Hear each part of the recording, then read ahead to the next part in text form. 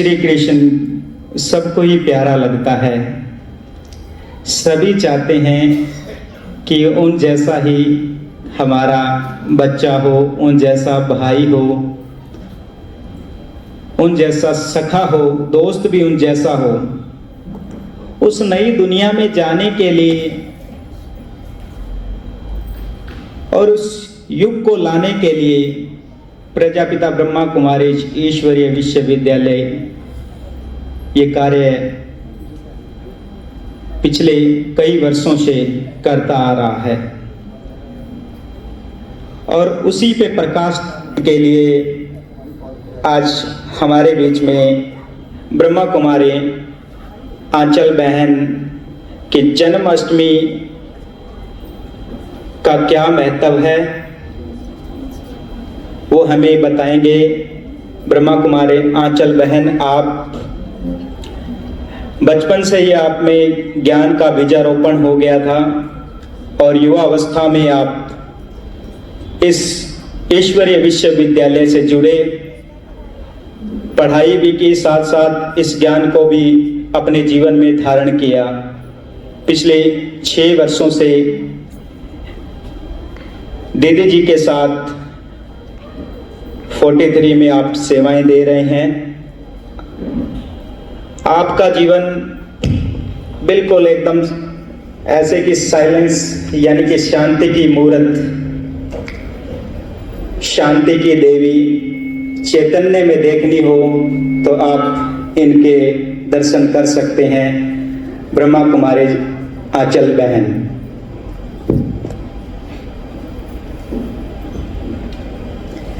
ओम शांति।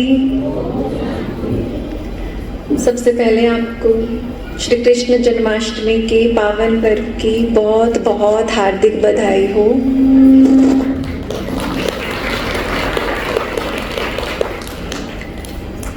जन्माष्टमी मनाने से पहले हम जान लेते हैं कुछ ऐसे रहस्य, कुछ ऐसी बातें जो शायद हमने अब तक नहीं सुनी होंगी। जिस तरह जन्माष्टमी नाम ही क्यों पड़ा, क्या अर्थ है जन्माष्टमी का।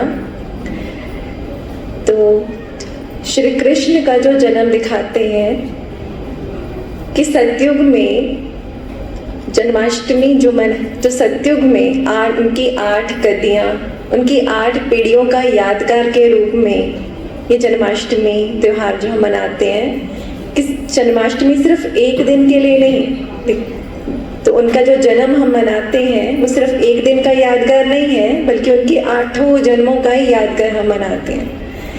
जैसे दिखाया है जब श्री कृष्ण का जन्म हुआ था जेल में, कारावास जेल में दिखाते हैं। तो जेल मतलब क्या? जेल मतलब बंधन। जो आज हम इतने बंधनों में जो आत्मा फंसी हुई है, मन का बंधन, समाज का बंधन, संबंधों का बंधन, स्टेटस का बंधन ना, इस तरह से और भी कई तरह के बंधनों में जो आत्मा फंसी हुई है। फिर दिखाया कि जब वासुदेव जब श्री कृष्ण को लेकर के जा रहे थे तो अपने आप ही दरवाजे खुलते गए ना। माना कि जब आत्मा अपनी प्योरेस्ट फॉर्म में आ जाती है तो ये सारे बंधन छूटते जाते हैं, आत्मा मुक्त होती जाती है बहुत सहज ही। फिर दिखाया कि श्री कृष्ण का जन्म पीपल के पत्ते पर हुआ। अब इतना छोटा पत्ता तो वो कैसे एक बच्चे के वेट को हैंडल कर सकता है, सोचने की बात है। तो शुरुआत में जैसे भारत जो था उसकी वो शेप को दिखाया है। पीपल का पत्ता जो है वो भारत की नक्शा का प्रतीक है कि जब सत्यों की सृष्टि की जब शुरुआत थी तब आसपास जैसे पत्ते को दिखाया आसपास पानी ही था, और कि जब भारत स्टार्टिंग में सिर्फ भारत खंड ही था और कोई खंड नहीं था उस टाइम पे, और आसपास सागर ही था। और दिखाया श्री कृष्ण के माता पिता दिखाए, देवकी और वासुदेव। माना कि जब परमात्मा आते हैं और श्री कृष्ण का जब जन्म होता है तो देव कुल की वो आत्माएं सब बंधनों से छूटती जाती हैं। और ये भी दिखाते हैं कि जब वासुदेव श्री कृष्ण को लेकर के जा रहे थे यमुना नदी को पार करके, तो पहले क्या था, पानी का फ्लो बहुत ऊपर था, है ना, और जैसे ही पानी स्पर्श करता है श्री कृष्ण के पांव को तो अपने आप ही पानी का फ्लो नीचे आता जाता है।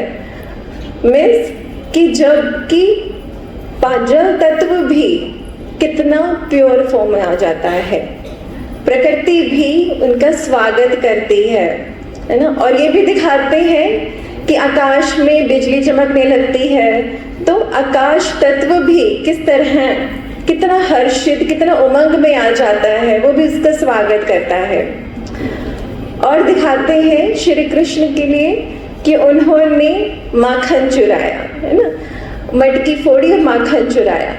अब उनको माखन चुराने की क्या जरूरत थी ना, वो उनको तो कोई भी ऐसे ही माखन दे दे बिना चुराए ही, तो ये कौन सा माखन चुराया उन्होंने ना। तो मटकी फोड़ी मतलब कि जो देह अभिमान, जो विकार है, अहंकार है, उसको फोड़ा, उस बॉडी कॉन्शियसनेस को खत्म किया और फिर ज्ञान रूपी माखन को स्वयं में धारण किया, खुद भी धारण किया और औरों को भी कराया।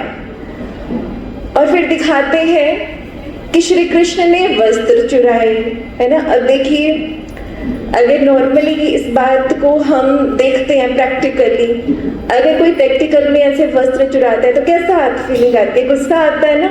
लेकिन वहां क्या दिखाया, वस्त्र चुराए तो वो कितना खुश हो रही थी, गोपियां कितना मुस्कुरा रही थी। तो ये वस्त्र कौन से है, ये वस्त्र है देह अभिमान, कि जब हमें स्मृति आ जाती है कि मैं वही आत्मा हूँ, प्योरेस्ट आत्मा हूँ, तो फिर तो ये वो वस्त्र है कि देह अभिमान को खत्म करना है।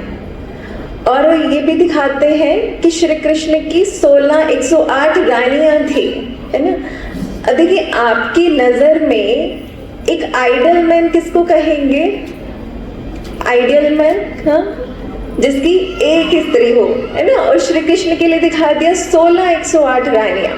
तो ये कौन है, ये 108 रानियां, ये वो आत्माएं हैं जब परमात्मा धरती पर आते हैं और परमात्मा, और जब ये ज्ञान हमें देते हैं तो वो हमें ये सिखाते हैं कि जिस तरह श्री कृष्ण की आत्मा प्योर बनती है, इस तरह से ये 108 वो आत्माएं हैं, वो हाई क्वालिटी की आत्माएं जो इस ज्ञान को धारण करती हैं और सत्युग के बहुत पहले स्टार्टिंग में ही आती हैं।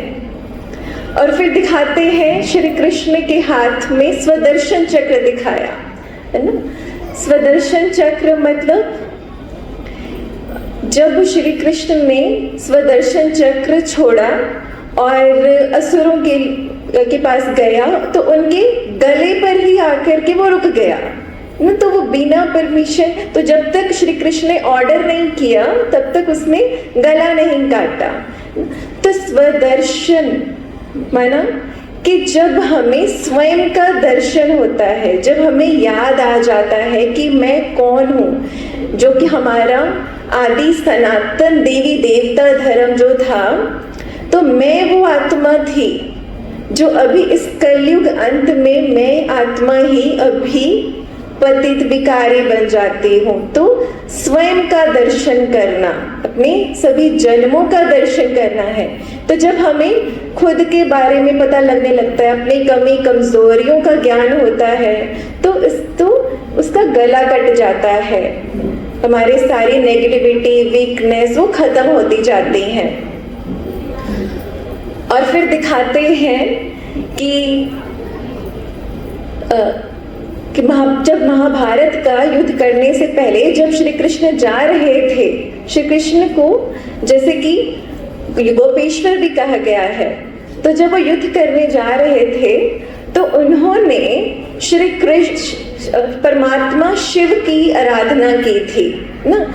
तो अर्थात कि गोपेश्वर अर्थात परमात्मा शिव जो श्री कृष्ण के भी ईश्वर हैं, और ये भी दिखाया श्री कृष्ण को योगेश्वर भी कहा गया है कि जब परमात्मा धरती पर आते हैं और हमें याद दिलाते हैं, आत्मिक स्मृति दिलाते हैं, तो श्री कृष्ण वो आत्मा है जो सबसे पहले उस ध्यान अवस्था की प्रैक्टिस करती है, योग का अभ्यास करती है। और फिर ये भी दिखाते हैं कि श्री कृष्ण को हिंसक युद्ध करते दिखाया है। अब देखिए, हम देवी देवताओं का गायन क्या करते हैं, उनके लिए क्या गाते हैं? सर्वगुण संपन्न, है ना, अहिंसा परमो धर्म, संपूर्ण निर्विकारी। तो वो देवी देवता कैसे हिंसा कर सकते हैं ना? तो उन्होंने कौन से हिस्सा बताई है कि अपने विकारों को खत्म करना। और फिर ये भी दिखाया है गीता में कि उसमें श्री कृष्ण जब अर्जुन को ज्ञान दे रहे होते हैं तो बताते हैं कि यहाँ पर मेरा रोल श्री कृष्ण का है और तुम्हारा रोल अर्जुन का है। ये गीता शास्त्र में चैप्टर 4 में वर्स 5 में बताया गया है। तो देखिए, हम देखिए जन्माष्टमी तो हर साल मनाते हैं ना, लेकिन हमें जन्माष्टमी का त्योहार सिर्फ मनाना ही है ना। जन्माष्टमी कल है, लेकिन हम इसे आज एडवांस में इसलिए मना रहे हैं ताकि जो गुण विशेषताएं जो श्री कृष्ण में थी वो सारी विशेषताओं को हमें स्वयं में धारण भी करना है। तो सिर्फ मनाने तक ही नहीं रखना है उससे, लेकिन खुद की लाइफ में उन गुणों को हमें लाना भी है। तो फिर से आपको जन्माष्टमी के पावन पर्व की बहुत बहुत बधाई हो। ओम शांति।